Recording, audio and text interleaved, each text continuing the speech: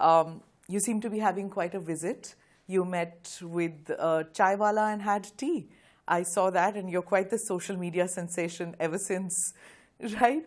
But that leads me to my next question. You are aware that Prime Minister Modi had humble origins as a chaiwala, as a tea seller when he was a young lad. So the term chaiwala is associated with upward mobility now in this country. My question to you would be that, what is your opinion about Mr. Modi's vision for India? You've been to India several times. Your foundation has been working here for several years. So the India of today and say the India of 10 or 15 years back, what is your view about that? What is your view about Mr. Modi's vision for India? Well, I think the strength of India today, which in terms of economic growth and innovation, is very exciting. That's why companies like Microsoft has 25,000 people here that do absolutely amazing work. That developed over 25 years, and so a foundation was laid of educating people, and now that's paying off. It's nice to see you've got a government where some of the political competition is I'll run the health system better than they do. No, I'll make the schools better than they do. And so, I think democracy, it's a magic system, when it works well, that it's not just my group deserves a turn, but rather, my group will grow the pie for everyone, improve the economy, improve health, improve education. And so the entire time I've been coming here, every time it's like, wow, Indian innovation is at a much higher level. And the health statistics, they're being honest about, okay, this is where we are, this is what's improved. If the foundation has some way of helping out, they're great to partner with. After your last meeting with Mr. Modi, and you said, and I quote, "We talked about India's incredible progress and how Indian innovation can benefit the world." You've been investing and working in India for several years. Are you bullish, bearish on India's future? Oh, I'm certainly bullish. The rate of improvement in a lot of the key areas is very, very strong. Everyone knows that in vaccines, India's the world's leader. So we're investing with our partners here to come up with lots of new vaccines. A diagnostics industry has come out of some of the work in the pandemic. So we're partnering there as well. This idea of digital connections that starts with Aadhaar and the bank accounts that you manage digitally, that's flourishing, and so we see in agriculture now they're registering the farmers and giving them advance notice. And so that Indian leadership is something other countries should benefit from. So going back to the G20, India stated its desire to help others, and we're a partner with India. In fact, speaking with the External Affairs Minister today about what countries could we accelerate. They are getting some of these benefits that have been so incredible here in India. Mm-hmm. You mentioned vaccines. So I'm going to come to these conspiracy theories which revolve around you. And the reason I'm saying that, Mr. Gates, is because you have been investing in India and you plan to invest more, especially towards poverty alleviation, gender justice, and things like that. So it's better to lift the veil of these conspiracies that come around you to have a more trusting population. So the question I have is regarding some of your statements about vaccines. The disinformation, misinformation, whatever you may term it, is still around about the patents issue. What did you say and what did you mean then? I'm not sure what you're referring to. In the case of COVID vaccines, yes, the AstraZeneca vaccine, yes, was available to any vaccine manufacturer. And in fact, it's very impressive that we help fund Serum with $300 million. they did many things, but they took the AstraZeneca and got it into production very, very quickly.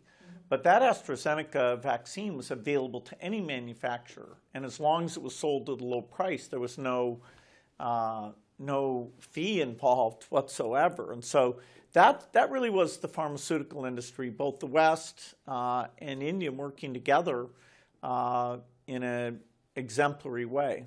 Right. You've long been a proponent about population control and how that is necessary for poverty alleviation and for growth, for development. Tell us the work that your foundation does with regard to gender justice, gender health, and poverty alleviation. Well, the word population control is not something that we're connected with in any way. We do think that women who want family planning tools, they should be available. And so our work is just, when there's that demand, how do you make it lower cost? How do you make it more convenient? How do you reduce the side effects? And so there's been great progress in helping women who want to use those tools have them available. So you don't think that those are connected? Population control, lower birth rate, and development and gender justice, more rights for women, women's health? Well, women should be able to choose, do they want to have a lot of children or very few children? It turns out as countries get rich, on average, women choose to have less children. They enter the workforce more, they put more attention per child, but those are completely voluntary decisions that, it's great. They should have as many as they want or as few as they want. You said before that India has, and I quote, India has a deep understanding of the problems and great capacity to solve them. What are some of these examples of capacity that you have encountered in your work in India and the capacity to resolve these issues?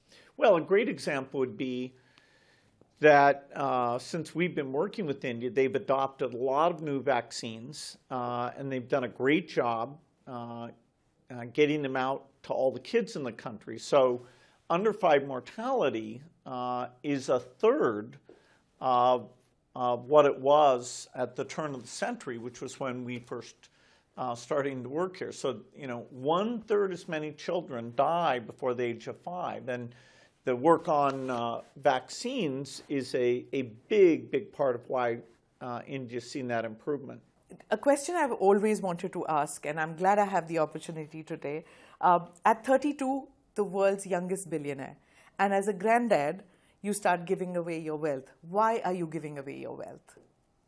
Well, I'll let my kids have some money so that they're comfortable, but I don't need the money for my own spending, and I think having a limited amount be inherited means that the rest of it's available to give back to society and try to improve things as much as possible. I'm very lucky that Microsoft was so successful. It generated gigantic wealth, and I was able to find things like vaccines or malaria or malnutrition that would not be solved without philanthropy. That is, people are malnourished. It's not a big enough market that companies were responding to that, and so through partnerships with governments, I see a path to really eliminate a lot of these awful problems.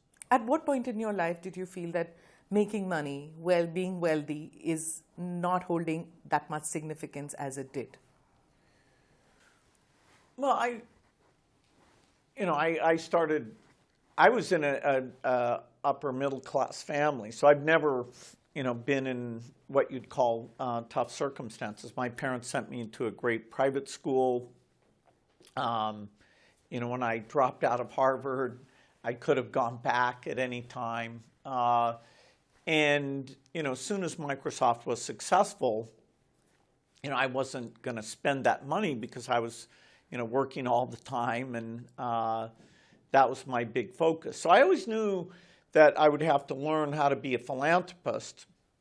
I didn't really figure it out until the year 2000, and that's when, I created the Gates Foundation, and it became the largest in the world. Since we are talking about Microsoft, let me get to the bit about artificial intelligence. It's the great disruptor, and there is talk about how people will lose their jobs, and there is scope of that happening in India too. Do you think that India's ready for the next big idea as far as artificial intelligence is concerned? Will it have an India pin code, do you think? Well, there's a lot of fantastic AI work going on in this country. You have innovators like Nana Neelankani who's taking all that digital work and saying, okay, how does AI make that even better? You have groups like Wadhwani, you have the IIT groups that are very state-of-the-art. India, there will be a lot of fantastic leadership work in AI here in India.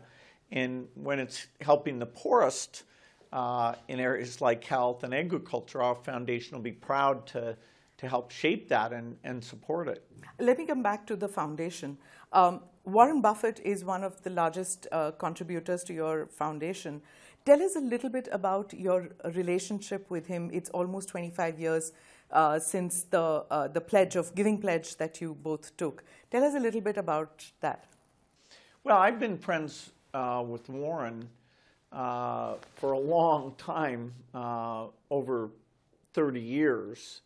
And we really never had much overlap in our businesses. He's an investor, I'm a technologist. But we had a very similar view of the world. We loved talking to each other. I talked to Warren many times a month, about all the different things going on.